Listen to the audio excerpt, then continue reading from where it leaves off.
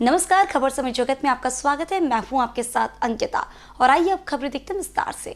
भोपाल मुख्यमंत्री शिवराज सिंह चौहान ने कहा कि प्रदेश में असमय हुई वर्षा के संबंध में मेरी प्रभावित सभी क्षेत्रों में विस्तार से बात हुई है। टीमें फील्ड में हैं, सर्वे का काम प्रारंभ किया जा रहा है। किसान भाइयों बहनों, आपको चिंता करने की जरूरत नहीं है।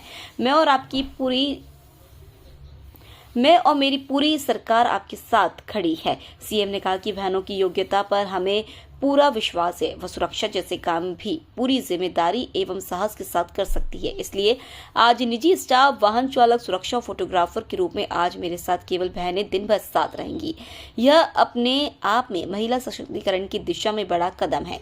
वहीं सीएम ने एक बार फिर कमलनाथ से सवाल पूछा। उन्होंने कहा कि क्योंकि मैं रोज सवाल पूछता हूं, कमलनाथ जी से वचन पत्र महाझूठ पत्र था और उनको जवाब देना चाहिए। उन्होंने कहा था कि मेडिकल इंजीनियरिंग विधि और व्यवसायिक पाठ्यक्रमों के लिए वह अनुसूचित जाति जनजाति की बेटियों की तरह सभी वर्गों के जिनके परिवार की आय 10 लाख रुपए से कम है, फीस की प्रतिपूर्ति करेंगे।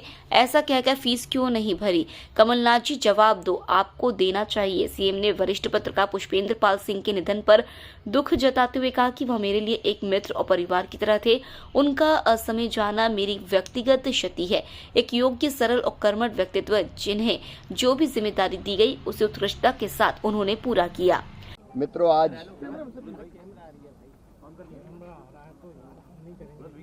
मन में एक दर्द और पीड़ा है। हमारे अनन्य सहयोगी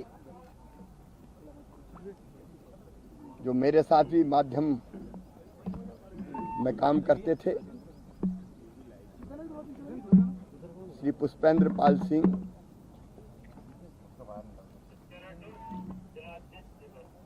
वो माखनलाल चतुर्वेदी पत्रकारिता विश्वविद्यालय में प्रोफेसर थे और अपने विद्यार्थियों के बीच पीपी सर के नाम से प्रसिद्ध थे और सबके चहेते थे। वो आधी रात को भी क्लासरूम खोल के बच्चों को पढ़ाते थे। ऐसे कर्तव्यनिष्ठ, जुनूनी, लक्ष्य को लेकर काम करने वाले महापुरुष मैंने बहुत कम देखे। परसों ही उनसे मेरी लंबी बातचीत हुई थी, लेकिन मुझे पता नहीं था कि वो बात उनसे अंतिम बार होगी। रात को अचानक उनका स्वास्थ्य खराब हुआ और वो हमें छोड़ के चले गए। असमय चले गए। पत्नी का स्वर्गवास भी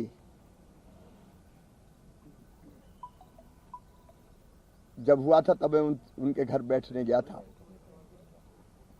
इन घर में वृद्ध माता, पिता, बच्चे, उन सब पर असमय दुखों का पहाड़ टूटा है और दुख की घड़ी में हम सब उनके साथ हैं। उनके चरणों में मैं श्रद्धा के सुमन अर्पित करता हूं। कल अंतर्राष्ट्रीय महिला दिवस है, लेकिन कल चूंकि होली है, इसलिए कोई कार्यक्रम आयोजित नहीं किया जा सकता। नहीं तो महिला दिवस पर अनेकों कार्यक्रम हम हर साल करते थे। मैं आज ही अपनी सभी बहनों को अंतर्राष्ट्रीय महिला दिवस की बहुत बहुत शुभकामनाएं देता हूं। और मैं तो ये मानता हूं कि एक दिवस क्यों, हर दिन, हर घंटा और हर पल मेरी बहनों का और बेटियों का क्यों नहीं होना चाहिए। और मुझे एक संतोष है ये कहते हुए कि बेटी और बहन के कल्याण के लिए जो बेहतर हो सकता था मैंने करने की कोशिश की। चाहे वो लाडली लक्ष्मी योजना हो, चाहे कन्या विवाह हो, प्रसूति सहायता हो, बेटियों की पढ़ाई हो, या संबल योजना में बेटा बेटी के जन्म के पहले और जन्म के बाद मजदूरी करने वाली बहनों के खाते में राशि डालना हो,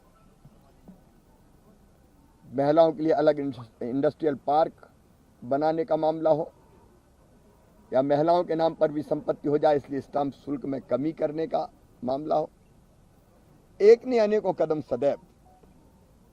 और एक बड़ा कदम था 50% रिजर्वेशन स्थानीय निकाय के चुनाव में अपनी बहनों को देना, शिक्षक जैसी नौकरियों में 50% भर्ती में रिजर्वेशन देना, और पुलिस की भर्ती में भी 30% बहनों को भर्ती के लिए आरक्षण देना। वो कई कदम उठे, लेकिन एक और बहुत महत्वपूर्ण कदम उठा मुख्यमंत्री लाडली बहना योजना के रूप में। तो मेरी कोशिश रही है कि बहन और बेटी और मां के जीवन में हम कैसे गुणात्मक सुधार कर सकें, उनके जीवन को सुखी बना सकें। मेरी एक बार फिर बहुत बहुत शुभकामनाएं सभी बहनों को।